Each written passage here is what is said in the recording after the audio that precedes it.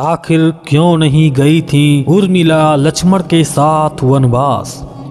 आखिर 14 वर्षों में उर्मिला ने अयोध्या में क्या किया।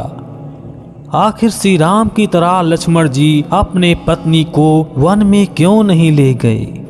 दोस्तों, रामायण काल में माता सीता अपना पत्नी धर्म निभाते हुए ससुराल के सभी सुखों को त्याग कर अपने पति के साथ 14 वर्ष के लिए वनवास को चली गई थीं और उन्होंने साधारण जीवन को बड़ी ही प्रसन्नता के साथ अपना लिया था। लेकिन आम जनमानस के मन में ये प्रश्न जरूर उठता है कि लक्ष्मण जी की पत्नी उर्मिला अपने पति के साथ वनवास पर क्यों नहीं गई थी। अब इसके पीछे क्या कारण था, ये जानने के लिए बने रहें हमारे वीडियो के अंत तक। लेकिन वीडियो को शुरू करने से पहले जय श्री राम कमेंट करना बिल्कुल भी मत भूलिएगा। भगवान श्री राम की कृपा आपके घर परिवार पर सदैव बनी रहेगी।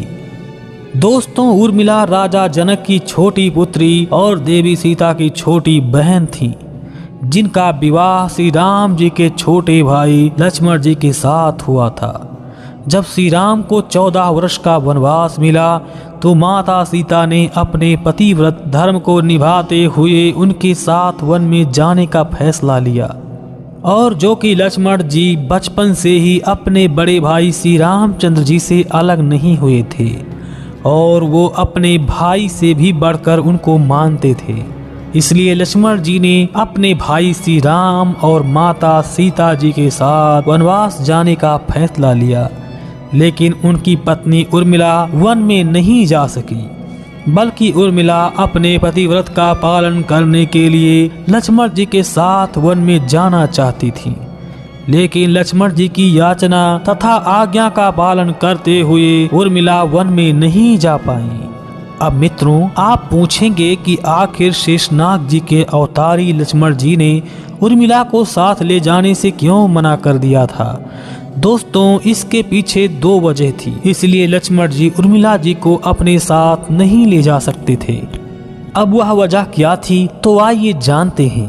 मित्रों, लक्ष्मण जी प्रभु श्री राम जी के छोटे भाई थे और वो अपने भाई के साथ वन में इसलिए जा रहे थे कि हर समय वह उनकी देख रेख और वन में जीवन जीने की उनकी सहायता कर सके। राजमहल और वन के जीवन में दिन रात का फर्क होता है। वहाँ जंगल में खुद से खाना बनाना, लकड़ियाँ इकट्ठा करके जलाना, जंगल से जरूरी सामग्री ढूंढ कर लाना और जंगली पशुओं से खुद की रक्षा करने जैसे कई काम करने होते थे। इसलिए उन्होंने यह प्रतिज्ञा ली 14 वर्ष के वनवास में प्रभु श्री राम और देवी जानकी की हर तरह से मदद करेंगे और उन्हें कोई कष्ट नहीं होने देंगे। अब अगर उनकी पत्नी उर्मिला भी उनके साथ जाती तो उसमें लक्ष्मण जी का भार बढ़ जाता, जिसके कारण प्रभु श्री राम और जानकी जी की सेवा नहीं कर पाते, साथ ही ना तो वह उर्मिला का ध्यान रख पाते। यही कारण था कि उन्होंने उर्मिला जी को स्वयं के साथ ना चलने की प्रार्थना की। जब लक्ष्मण जी उर्मिला जी से मिलने उनके कक्ष में गए तो उर्मिला ने अपने दोनों हाथों से उनका कंधा पकड़ लिया और बोली, हे आर्यपुत्र, आप घबराएं नहीं, धीरज रखें। मैं सब जानती हूँ, आप प्रभु के साथ वनवास जा रहे हैं, इसलिए मैं आपको बिल्कुल नहीं रोकूंगी। किंतु इस बात की खुशी है कि आपको अपने भाई और भाभी की सेवा करने का अवसर मिल रहा है, इसलिए आप बिना किसी संकोच के जाइए। मैं माता सुमित्रा का अच्छे से ध्यान रखूंगी। इसके बाद माता कैकेयी के वरदान के अनुसार भरत को अयोध्या का राजा घोषित किया गया। श्री राम के वनवास जाने के बाद इसका बुरा असर उनकी माता कौशल्या और पिता दशरथ पर पड़ा। अपने पुत्र से 14 सालों तक दूर रहने की पीड़ा कम नहीं थी कि वो उर्मिला के भी जाने का गम सहे, और तो और इसलिए माता कौशल्या और दशरथ जी का ध्यान रखने वाला कोई भी नहीं होता। इसके लिए लक्ष्मण जी ने उर्मिला से वचन लिया कि वो 14 वर्ष तक वन में रहकर अपने भाई श्री राम और भाभी माता सीता की सेवा करेंगे और यहाँ उर्मिला माता कौशल्या और राजा दशरथ की सेवा करें।